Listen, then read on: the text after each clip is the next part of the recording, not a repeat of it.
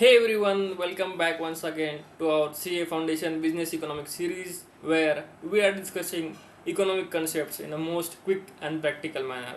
So, without wasting much time, let's get back to the video. So, in this video, we will be covering Unit 3 Monetary Policy of Chapter 8, that is Money Market. So, here is the introduction.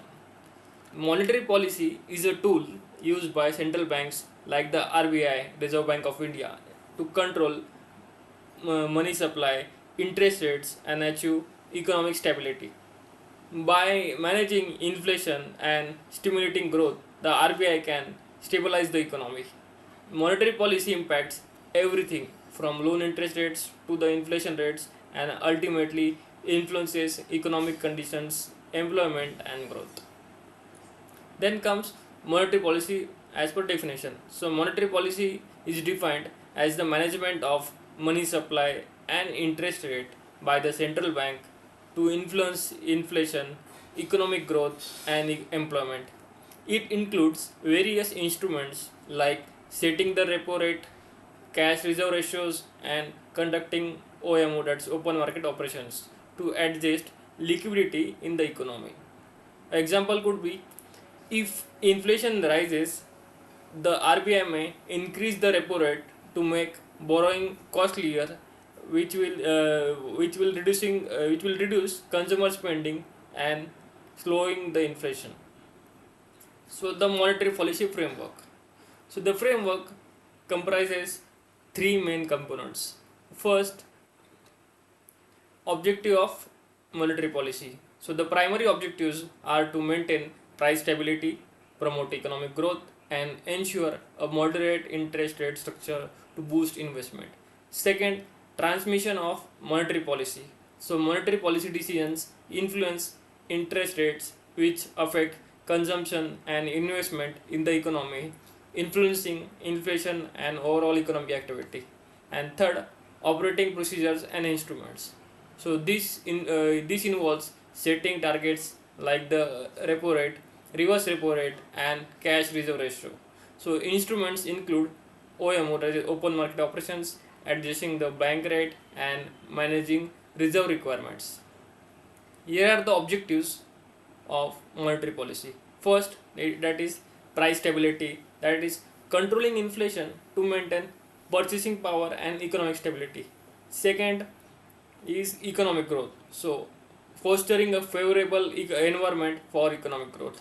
Third is interest rate stability, so it is ensuring moderate interest rate for stable investment conditions. And fourth, that is exchange rate stability, so preventing large fluctuations in currency value which can impact imports and exports. Indian example could be the RBI's Monetary Policy Committee MPC sets an inflation target range 2 to 6% to ensure price stability. Then comes transmission of monetary policy. So monetary policy affects the economic through several transmission channels. So first is interest rate channel, that is changes in policy rates influence bank lending rates affecting borrowings and spendings. Second is asset price channel, so it affects the wealth of individuals based on asset prices like real estates and stocks which are influencing consumption. Third comes exchange rate channel, so it affects both export as well as import by making currency stronger or weaker. Fourth comes credit channel, so it influences the availability of credit for businesses and households. Example, if the RBI reduces the repo rate, it lowers borrowing cost, potentially increase demand for housing loan, and encouraging investment in real estate. Then comes operating procedures and instruments of monetary policy. So first come quantitative tools. So in that we have first CRR, that is cash reserve ratio. You may have heard it many times. So banks are required to hold a certain percentage of their deposits with the RBI. Higher the CRR reduces the lending capacity and it's tightened liquidity. Means a certain proportion has to be kept with RBI, but based on the deposits the bank have. It is could be a safety margin. in a simple terms. Second comes statutory liquidity ratio, that is SLR. So banks must invest a certain proportion of deposits in government securities which will impacting their liquidity. So these both are different. And third is open market operations, OMO. Here RBI either buys or sells government securities to control the monetary supply. Buying securities inject liquidity while selling absorbs liquidity. Then comes second, qualitative tools. So in that, first is margin requirements. So determines the loan amount based on asset collateral. So there are various rules and regulations around it. Second is selective credit control. So RBI restricts credit to certain sectors to prevent inflation in specific areas. Then comes moral suasion. So RBI persuasion to influence banks' lending prices, often discouraging excessive credit in speculative areas. Example of CRR calculation is if a bank has rupees 100 billion in deposits and RBI sets a CRR of 4%, then the bank must hold rupees 4 billion as reserves, which will limit its lending capacity. Then comes organizational structure of monetary policy decisions.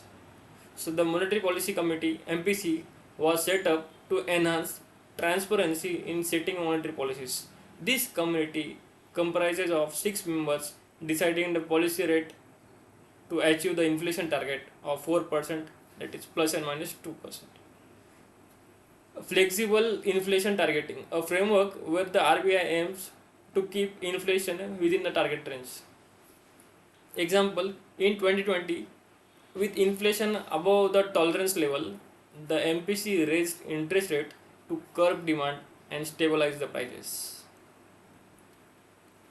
Then come example of repo rates and impact on loans. So assume the following: the repo rate prescribed is 4% and the loan amount is 1 CR or 1 crore.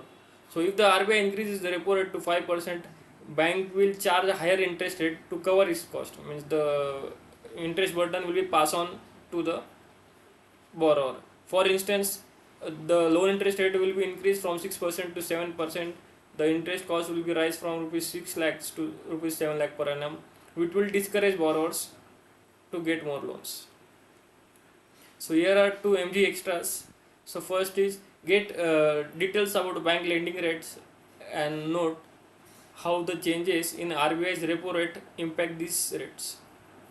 Second, compare inflation rates. So analyze past inflation rates in India, identify how the RBI has responded and whether those measures were successfully managed, inflation. Then we comes to the conclusion of this chapter or this video, where monetary policy is central to controlling economic stability and growth. Through various tools, the RBI manages the monetary money supply, interest rate and inflation to stabilize the economy. A sound understanding of how policy changes affect the economy enables us to see how central banks maintain balance in economic activities and ensure a sustainable growth. So that's it from this video. Thank you. Keep learning, keep growing and keep rocking. Bye bye.